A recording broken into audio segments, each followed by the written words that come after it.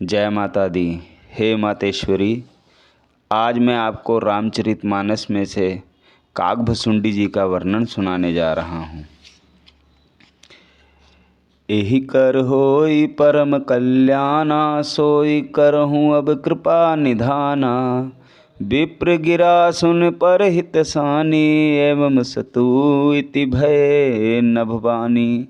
हे कृपा निधान, अब वही कीजिए जिससे इसका परम कल्याण हो। दूसरे के हित से सनी हुई ब्राह्मण की वाणी सुनकर फिर आकाशवाणी हुई, एवं स्तु ऐसा ही हो। मैं आपसे बिना चौपाइयों के ही वर्णन सुनाना चाहता हूँ मातेश्वरी। यद्यपि इसने भयानक पाप किया है और मैंने भी इसे क्रोध करके शाप दिया है, तो भी तुम्हारी साधुता देखकर मैं इस पर विशेष कृपा करूँगा।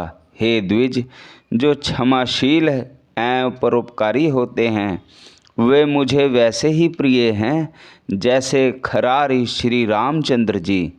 हे द्विज, मेरा शाप व्यर्थ नहीं जाएगा, यह 1000 जन्म अवश्य पावेगा, परंतु जन्मने और मरण में जो दुसह दुख होता है, इसको वह दुख जरा भी ना व्यापेगा और किसी भी जन्म में इसका ज्ञान नहीं मिटेगा। हे शूद्र, मेरा प्रमाणिक सत्य वचन सुन।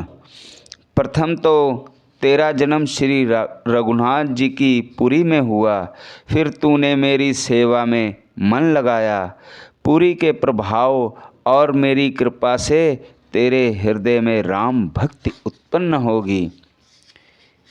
हे भाई, अब मेरा सत्य वचन सुन। द्विजों की सेवा ही भगवान को प्रसन्न करने वाला व्रत है। अब कभी ब्राह्मण का अपमान न करना, संतों को अनंत श्री भगवान ही के समान जानना। इंद्र के वज्र, मेरे विशाल त्रिशूल, काल के दंड और श्री हरि के विकराल चक्र के मारे भी जो नहीं मरता, वह भी विप्रद्रोही अग्नि से भस्म हो जाता है। ऐसा विवेक मन में रखना, फिर तुम्हारे लिए जगत में कुछ भी दुर्लभ ना होगा। मेरा एक और भी आशीर्वाद है कि तुम्हारी सर्वत्र अबाध गति होगी, अर्थात तुम जहाँ जाना चाहोगे वहीं बिना रोक टोक के जा सकोगे। आकाशवाणी के द्वारा शिव जी के वचन सुनकर गुरु जी हर्षित होकर ऐसा ही हो यह कहकर मुझे बहुत समझाकर और शिव जी के चरणों को हृदय में रखकर अपने घर गए। काल की प्रेरणा से मैं विंध्याचल में जाकर सर्प हुआ। फिर कुछ काल बीतने पर बिना ही परिश्रम कष्ट के मैंने वह शरीर त्याग दिया। हे हरिवाहन, मैं जो भी शरीर धारण करता उसे बिना ही परिश्रम वैसे ही सुखपूर्वक त्याग देता था, जैसे मनुष्य पुराना वस्त्र त्याग देता है और नया पहन लेता है। शिव जी ने वेद की मर्यादा की रक्षा की और मैंने क्लेश भी नहीं पाया। इस प्रकार हे पक्षीराज, मैंने बहुत से शरीर धारण किए पर मेरा ज्ञान नहीं गया। त्रियक योनि पशु पक्षी देवता या मनुष्य का जो भी शरीर धारण करता, वहाँ वहाँ उस शरीर में मैं श्री राम जी का भजन जारी रखता। इस प्रकार मैं सुखी हो गया, परंतु एक शूल मुझे बना रहा। गुरु जी का कोमल सुशील स्वभाव मुझे कभी नहीं भूलता, अर्थात मैंने ऐसे कोमल स्वभाव दयालु गुरु का अपमान किया, यह दुख मुझे सदा बना रहा। मैंने अंतिम शरीर ब्राह्मण का पाया, जिसे पुराण और वेद देवताओं को भी दुर्लभ बताते हैं। मैं वहाँ ब्राह्मण शरीर में बालकों में मिलकर खेलता तो श्री रघुनाथ जी की ही सब लीलाएं किया करता। सयाना होने पर पिताजी मुझे पढ़ाने लगे। मैं समझता, सुनता और विचारता, पर मुझे पढ़ना अच्छा नहीं लगता था। मेरे मन से सारी वासनाएं भाग गई। केवल श्री राम जी के चरणों में लव लगी रही। हे गरुण जी, कहिए ऐसा कौन अभागा होगा जो कामधेनु को छोड़कर गदही की सेवा करेगा। प्रेम में मगन रहने के कारण मुझे कुछ भी नहीं सुहाता। पिताजी पढ़ा पढ़ा कर हार गए। जब माता पिता कालवश हो गए, मर गए, तब मैं भक्तों की रक्षा करने वाले श्री राम जी का भजन करने लगा। उनके भजन के लिए मैं वन में चला गया। वन में जहाँ जहाँ मुनीश्वरों के आश्रम पाता, वहाँ वहाँ जाकर उन्हें सिर नवाता। हे गरुण जी, उनसे मैं श्री राम जी के गुणों की कथाएं पूछता। वे कहते और मैं हर्षित होकर सुनता। इस प्रकार मैं सदा सर्वदा श्री हरि के गुणानुवाद सुनता फिरता। शिव जी की कृपा से मेरी सर्वत्र अबाधित गति थी, अर्थात मैं जहाँ चाहता वहीं जा सकता था। मेरी तीनों प्रकार की, पुत्र की, धन की और मान की गहरी प्रबल वासनाएं छूट गई और हृदय में एक यही लालसा अत्यंत बढ़ गई कि जब श्री राम जी के चरण कमलों के दर्शन करूं, तब अपना जन्म सफल हुआ समझूं। जिनसे मैं पूछता, वे ही मुनि ऐसा कहते कि ईश्वर सर्वभूतमय है। यह निर्गुण मत मुझे नहीं सुहाता था।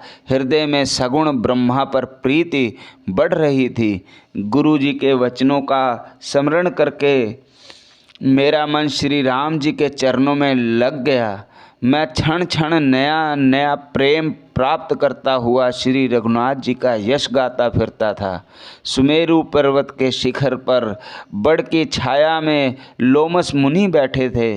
उन्हें देखकर मैंने उनके चरणों में सिर नवाया और अत्यंत दीन वचन कहे। हे पक्षीराज, मेरे अत्यंत नर्म और कोमल वचन सुनकर कृपालु मुनि मुझसे आदर के साथ पूछने लगे, हे ब्राह्मण, आप किस कार्य से यहाँ आए हैं। तब मैंने कहा, हे कृपा निधान, आप सर्वज्ञ और सुजान हैं। हे भगवान, मुझे सगुण ब्रह्मा की आराधना की प्रक्रिया कहिए। तब हे पक्षीराज, हे गरुड़ जी, मुनीश्वर ने श्री रघुनाथ जी के गुणों की कुछ कथाएं आदर सहित कही। फिर वे ब्रह्म ज्ञान परायण विज्ञानवान मुनि मुझे परम अधिकारी जानकर ब्रह्मा का उपदेश करने लगे कि वह अजन्मा है, अद्वैत है, निर्गुण है और हृदय का स्वामी अंतर्यामी है। उसे कोई बुद्धि के द्वारा माप नहीं सकता। वह इच्छा रहित, नाम रहित, रूप रहित, अनुभव से जानने योग्य, अखंड और उपमा रहित है। वह मन में इंद्रियों से परे, निर्मल, विनाश रहित, निर्विकार, सीमा रहित और सुख की राशि है। वेद ऐसा गाते हैं कि वही तू है, तत्त्वमसि। जल और जल की लहर की भांति उसमें और तुझमें कोई भेद नहीं है। मुनि ने मुझे अनेकों प्रकार से समझाया, पर निर्गुण मत मेरे हृदय में नहीं बैठा। मैंने फिर मुनि के चरणों में सिर निवाकर कहा, हे मुनीश्वर, मुझे सगुण ब्रह्मा की उपासना कहिए। मेरा मन राम भक्ति रूपी जल में मछली हो रहा है, उसी में रम रहा है। हे चतुर मुनीश्वर, ऐसी दशा में वह उससे अलग कैसे हो सकता है। आप दया करके मुझे वही उपदेश कहिए जिससे मैं श्री रघुनाथ जी को अपनी आँखों से देख सकूं। पहले नेत्र भरकर श्री अयोध्या नाथ को देखकर तब निर्गुण का उपदेश सुनूंगा। मुनि ने फिर अनुपम हरि कथा कहकर सगुण मत का खंडन करके निर्गुण निरूपण किया। तब मैं निर्गुण मत को हटाकर काटकर बहुत हट करके सगुण का निरूपण करने लगा। मैंने उत्तर प्रत्युत्तर किया। इससे मुनि के शरीर में क्रोध चिन्ह उत्पन्न हो गए। हे प्रभु सुनिए, बहुत अपमान करने पर ज्ञानी के भी हृदय में क्रोध उत्पन्न हो जाता है। यदि कोई चंदन की लकड़ी को बहुत अधिक रगड़े तो उससे भी अग्नि प्रकट हो जाएगी। मुनि बार बार क्रोध सहित ज्ञान का निरूपण करने लगे। तब मैं बैठा बैठा अपने मन में अनेकों प्रकार के अनुमान करने लगा। बिना द्वैत बुद्धि के क्रोध कैसा, और बिना अज्ञान के क्या द्वैत बुद्धि हो सकती है। माया के वश रहने वाला परिच्छिन्न जड़ जीव क्या ईश्वर के समान हो सकता है। सबका हित चाहने से क्या कभी कोई दुखी हो सकता है। जिसके पास पारसमणि है उसके पास क्या दरिद्रता रह सकती है। दूसरे से द्रोह करने वाला क्या निर्भय हो सकता है। और कामी क्या कलक रहित बेदाग रह सकता है। ब्राह्मण का बुरा करने से क्या वंश रह सकता है। स्वरूप की पहचान यानी आत्मज्ञान होने पर क्या आसक्तिपूर्वक कर्म हो सकता है। दुष्टों के संग से क्या किसी के सुबुद्धि उत्पन्न हुई है। पर स्त्रीगामी क्या उत्तम गति पा सकता है। परमात्मा को जानने वाला कहीं जन्म मरण के चक्कर में पड़ सकते हैं। भगवान की निंदा करने वाले कभी सुखी हो सकते हैं। नीति बिना जाने क्या राज्य रह सकता है। श्री हरि के चरित्र वर्णन करने पर क्या पाप रह सकते हैं। बिना पुण्य के क्या पवित्र यश प्राप्त हो सकता है।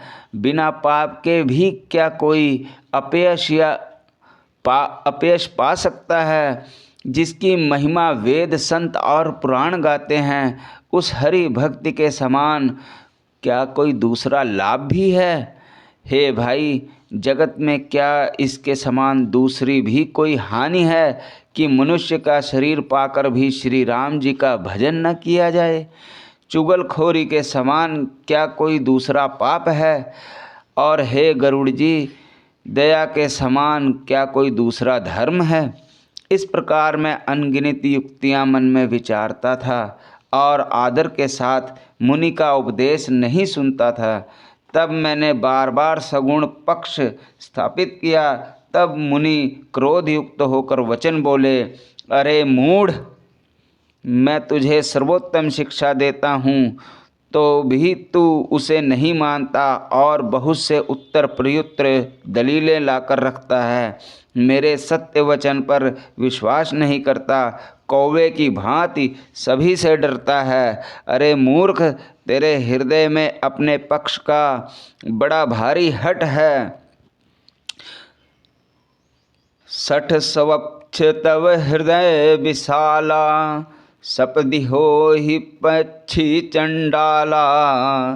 और लीन श्राप में शीस चढ़ाई, नहीं कछु भय न दीनताई। यह कागभुसुंडी जी के जीवन की अत्यंत महत्वपूर्ण चौपाई है। अरे मूर्ख, तेरे हृदय में अपने पक्ष का बड़ा भारी हठ है। अंततः तू शीघ्र चंडाल पक्षी कौवा हो जा। मैंने आनंद के साथ मुनि के शाप को सिर पर चढ़ा लिया।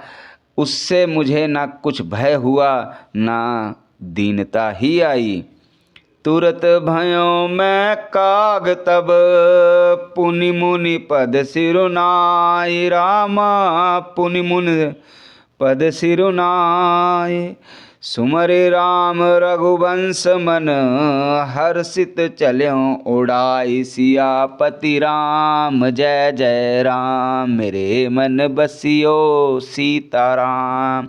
बोलो सियापति रामचंद्र की जय।